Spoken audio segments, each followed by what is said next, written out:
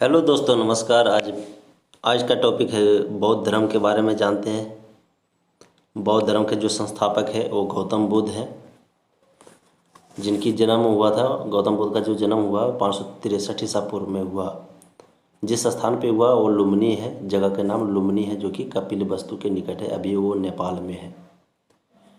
गौतम बुद्ध के जो पिता है उनका नाम सुधोधन, जो शाक्यगण के मुखिया थे, और माता का नाम माया देवी, जिनकी मृत्यु मतलब गौतम बुद्ध के जो जन्म हुआ था उस 7वें दिन उनकी माता क्या माया देवी की मृत्यु हो गया था। जिसके बाद जो लालन पालन उनका मौसी की है सौतेली माँ प्रजापति गौतमी। गौतम बुद्ध का जो बचपन का नाम है वो सिद्धार्थ है। सिद्धार्थ बचपन का नाम है, और वो बुद्ध कब कहलाया है? बुद्ध ये कहलाया जब ज्ञान की प्राप्ति हुआ था, तपस्या करने के बाद, 6 वर्ष की तपस्या करने के बाद तब वो बुद्ध कहलाया। ऐसे उनका बचपन का नाम, गौतम बुद्ध का बचपन का नाम सिद्धार्थ है। विवाह उनका 16 वर्ष की उम्र में हो गया था। पत्नी का नाम यशोधरा। गौतम बुद्ध का जो विवाह हुआ था वो 16 वर्ष की अवस्था में हुआ था। और उनका पुत्र का नाम, गौतम बुद्ध का जो पुत्र का नाम है राहुल है। और गौतम बुद्ध को लाइट ऑफ एशिया कहा जाता है। लाइट ऑफ एशिया मतलब एशिया का ज्योतिष कहा गया है गौतम बुद्ध को। गौतम बुद्ध जब कपिलवस्तु की सैर के लिए निकला था तो 4 दृश्य उसने देखा था। कपिलवस्तु के सैर के लिए निकला था तो वो 4 दृश्य देखा था। वो 4 दृश्य क्या देखा था? बूढ़ा व्यक्ति देखे थे, एक बीमार व्यक्ति, एक तीसरा में शव देखा था, शव मतलब लाश, और एक सन्यासी। 4 दृश्य उसने देखा था गौतम बुद्ध जब कपिलवस्तु के सैर पर निकले थे। तो गौतम बुद्ध सांसारिक समस्याओं से व्यथित होकर 29 वर्ष की अवस्था में गृह त्याग दिया था। गौतम बुद्ध 29 वर्ष की अवस्था में वो घर त्याग दिए थे, गृह त्याग दिए थे, जिसको कि बौद्ध धर्म में महाविनिष्कर्मण कहा गया है। गृह त्यागना मतलब गौतम बुद्ध जब गृह त्याग दिए थे 29 वर्ष की अवस्था में, जिसको बौद्ध धर्म में महाविनिष्कर्मण कहा गया है। अलार कलाम, जो कि वैशाली के थे, अलार कलाम, उनसे सांख्य दर्शन की शिक्षा लिया। गौतम बुद्ध जो है अलार कलाम, उनका जो पहला शिष्य गुरु अलार कलाम ही है। मतलब गौतम बुद्ध का जो पहला गुरु कौन थे? वो अलार कलाम।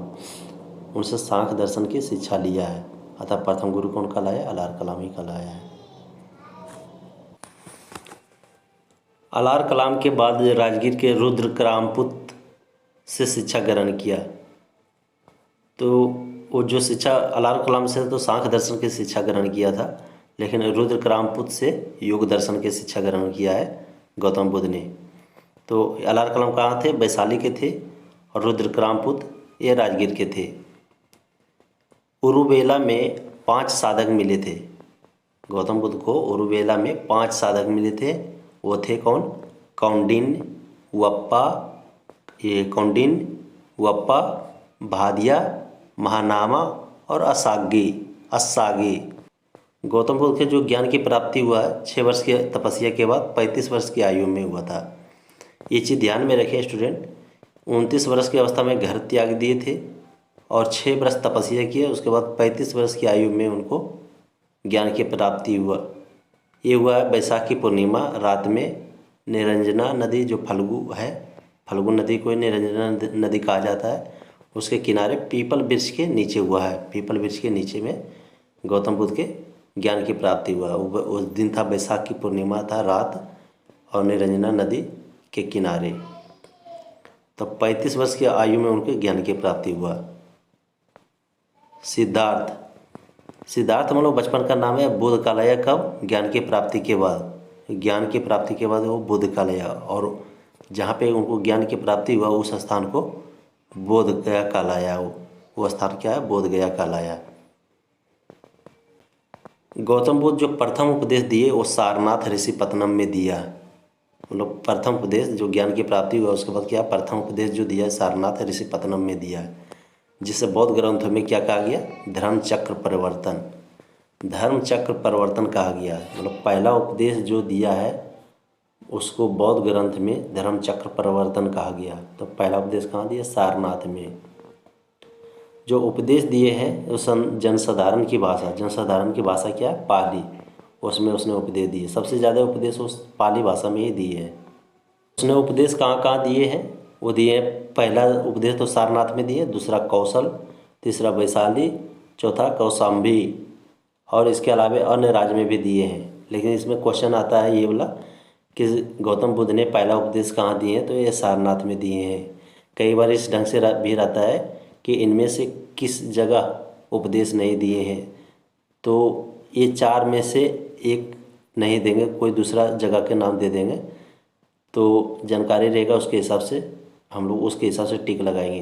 तो सारनाथ पहला उपदेश, कौशल में भी दिए, वैशाली में भी दिए, कौशाम्बी में भी दिए हैं, इसके अलावा अन्य राज्य में भी दिए हैं, लेकिन ये चार इम्पोर्टेंट है। सर्वाधिक उपदेश, यहाँ दो क्वेश्चन है, पहला उपदेश सारनाथ में और सर्वाधिक उपदेश श्रावस्ती, जो कि कौशल की राजधानी थी श्रावस्ती। तो सबसे ज़्यादा उपदेश कहाँ दिए? वो श्रावस्ती में दिए, और पहला उपदेश वो दिए है सारनाथ में। इनके जो प्रमुख अनुयायी शासक थे, ये प्रमुख है, ये इम्पोर्टेंट है। जो प्रमुख अनुयायी शासक थे ये बिम्बिसार थे, प्रसेनजीत तथा उदयीन।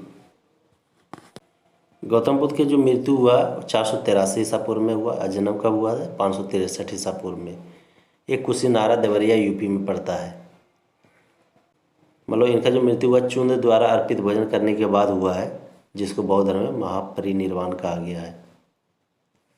अंत्येष्टि संस्कार, अंत्येष्टि संस्कार मतलब मरने के बाद जो दाह संस्कार होता है वो किसने किया? वो किया मल्लों ने। मल्लों ने इनका अंत्येष्टि संस्कार किया था। जन्म तथा मृत्यु की तिथि चीनी परंपरा के कैंटोन अभिलेख के आधार पर निश्चित किया गया है। इनका जो जन्म और मृत्यु का जो तिथि है वो उसको निश्चित कैसे किया गया? वो किया गया है चीनी परंपरा के कैंटोन अभिलेख के आधार पर किया गया है। तो ये भी हम इम्पोर्टेंट है कि जन्म तथा मृत्यु की तिथि चीनी परंपरा के कैंटोन अभिलेख के आधार पर किया गया। कैंटोन अभिलेख इम्पोर्टेंट है इसमें। बौद्ध धर्म के बारे में हमें विशद ज्ञान त्रिपिटक से प्राप्त होता है। मतलब बौद्ध धर्म के बारे में जो भी ज्ञान प्राप्त होता है तो वो त्रिपिटक से हमें ज्ञान प्राप्त होता है। त्रिपिटक कितने हैं? त्रिपिटक 3 है, विनय पिटक, सूत्र पिटक, अभिधम्म पिटक। मतलब विनय पिटक, सूत्र पिटक, अभिधम्म पिटक। त्रिपिटक 3 है, वो है विनय पिटक, सूत्र पिटक, अभिधम्म पिटक, और तीनों जो है उसका भाषा है पाली भाषा में है।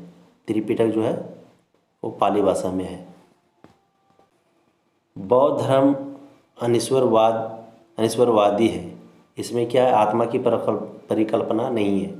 बौद्ध धर्म अनिश्वरवादी है, इसमें आत्मा की परिकल्पना नहीं है, लेकिन इसमें क्या है? पूर्वजन्मों की मान्यता है। नेक्स्ट क्या है?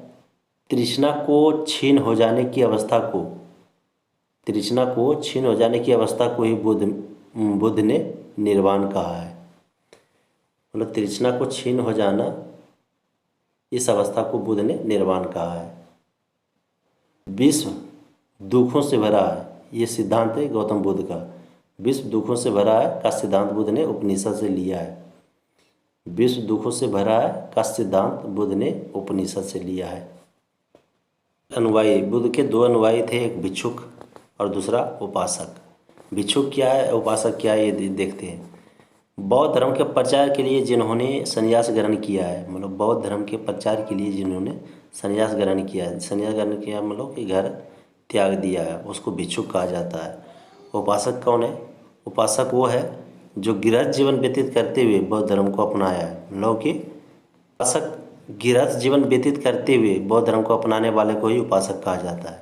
और भिक्षुक में क्या है? बौद्ध धर्म को प्रचार के लिए जिन्होंने संन्यास ग्रहण किया मतलब घर को त्याग दिया था, वो भिक्षुक कहलाया। और गृहस्थ जीवन व्यतीत करते हुए मतलब घर में जिंदगी जीते हुए भी बौद्ध धर्म को अपनाया, उसको उपासक कहा गया है।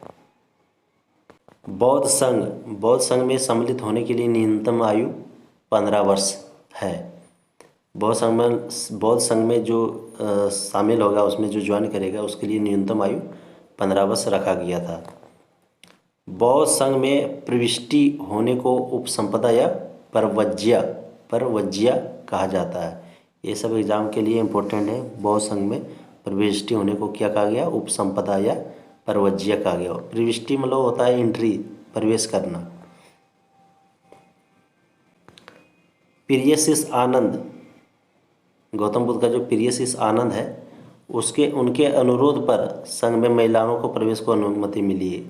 इससे पहले मतलब कि अनुमति नहीं था, महिला को बौद्ध संघ में अनुमति नहीं थी शामिल होने की। तो इसमें क्या है, उनका जो प्रियशिष आनंद है वो अनुरोध किए गौतम बुद्ध से कि महिलाओं को भी इसमें संघ में प्रवेश करने की अनुमति दिया जाए। तो गौतम बुद्ध ने महिलाओं को भी अनुमति दी है। प्रथम महिला शिष्य उनकी मौसी, प्रथम महिला शिष्य उनकी मौसी प्रजापति गौतमी थी। सुजाता नामक स्त्री बुद्ध को खीर खिलाने की घटना से संबंधित है। बौद्ध धर्म में पूजा स्थल को चैत्य मंडप कहा गया है। बौद्ध धर्म में पूजा स्थल को चैत्य मंडप कहा गया है। बौद्ध धर्म के त्रिरत्न है, बुद्ध, संघ, धम्म। बौद्ध धर्म के कितने रत्न है? त्रिरत्न है। कौन कौन? बुद्ध, संघ, धम्म। बौद्ध धर्म में वर्ण व्यवस्था को निंदा की गई है। इम्पोर्टेंट, बौद्ध धर्म में वर्ण व्यवस्था की निंदा की गई है। दोस्त, अगर वीडियो अच्छा लगा तो लाइक और सब्सक्राइब करें। अगली वीडियो बनाएंगे बौद्ध संगीतियाँ के बारे में और उससे आने वाले जो क्वेश्चन होते हैं उसके बारे में बताऊंगा। धन्यवाद।